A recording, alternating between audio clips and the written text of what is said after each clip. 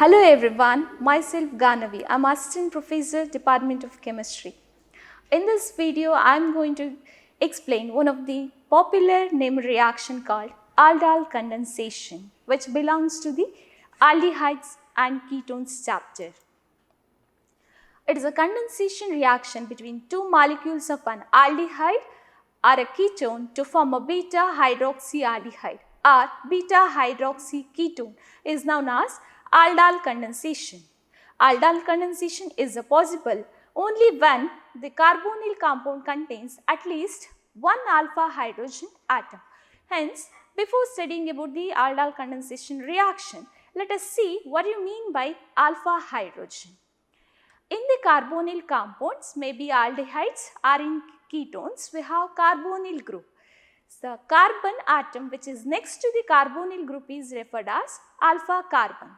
The hydrogen atom which is attached to the alpha carbons are referred as alpha hydrogens. So, you can see in these examples, this is acetaldehyde where carbonyl group is present. Next to that carbon is referred as alpha carbons. The hydrogens, three hydrogens which are attached to the alpha carbons are referred as alpha hydrogens.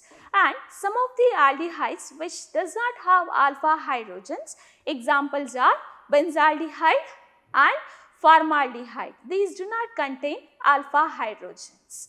Now, let us move on to the reaction Aldol condensation.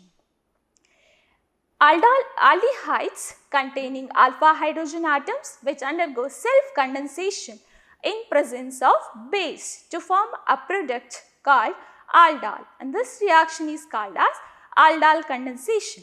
For example, you can see in this slide two molecules of acetaldehyde in presence of base which undergo self-condensation to form a new CC bond which gives the product that is generally called as aldol, and particularly when we take example of acetaldehyde, two molecules of acetaldehyde undergo self-condensation in presence of base which gives 3-hydroxybutanol, which can be also called as beta hydroxybutanol or beta hydroxybutanaldehyde. Thus, the following aldehydes or maybe ketones having no alpha hydrogen atoms do not undergo aldol condensation.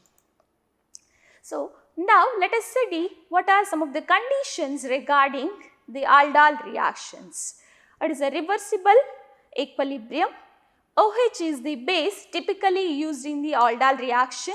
Aldol reaction can be carried out with either aldehydes or ketones. With aldehydes, the equilibrium always favors the products, but with the ketone, the equilibrium always favors the starting material. Now, let us see the mechanism of aldol condensation, which involves three steps. The step 1 is, in the first step, it is an acid-base reaction. Hydroxide functions as a base and remove the acidic alpha hydrogen by giving reactive enolate. And the step 2 is the nucleophilic enolate attacks the aldehyde at the electrophilic carbonyl carbon in the nucleophilic addition type process by giving an intermediate alkoxide. And the step 3 is again, it is an acid-base reaction. The alkoxide deprotonates a water molecule creating hydroxide and the beta hydroxyaldehydes are aldol product. Let us see with an example. So, this is by taking the example of acetaldehyde, I will show the mechanism.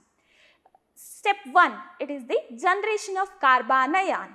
So, from the first molecules of acetaldehyde, that is the base OH group which abstract the proton, one of the alpha proton from the acetaldehyde. As a result, generation of carbanion takes place. Second step is attack of carbanion to the second molecule of aldehyde. In the first step, generated carbanion which attack to the second molecule of acetaldehyde to the carbonyl carbon. As a result, which generates the negative charge on the oxygen. So, we will get the intermediate, that is alkoxide. And the step 3, protonation takes place. See, negative charge having oxygen which abstract the proton from the water, as a result which produces the hydroxy group, and the final product which is formed is referred as 3-hydroxybutanol. Since we have both hydroxy group as well as aldehyde group, which is commonly known as aldol, which can be called as, since the carbonyl group next to that carbon is referred as alpha carbon, next to that carbon is referred as beta carbon, hence we can also generally name it as beta hydroxyaldehydes. Next, let us see what is the general feature of aldol condensation. The aldol condensation is facilitated by -I group on the carbonyl component and retarded by +I group as described in the acetaldehyde or maybe acetone condensation. The condensation is readily reversible and the position of equilibrium is not always favorable to the product. We can see this example when two molecules of acetone, that is ketones, undergo aldol condensation where equilibrium favors towards the starting materials. Now, let us see the limitations of this reaction. Aldol products as such are not always isolated from the reaction mixture. For example, acetaldol readily forms cyclic hemiacetol. Let us see some of the extension of this reactions. Aldol condensation can occur between two identical or two different aldehydes, which also can be takes place between two identical or two different ketones, and also which can takes place between aldehyde and ketone. The R group may be hydrogen, alkyl or aryl group. When the R group in the molecule are different than those in the other, the reaction is called as cross-Aldol reaction. In such cases, we will get the 4 different products.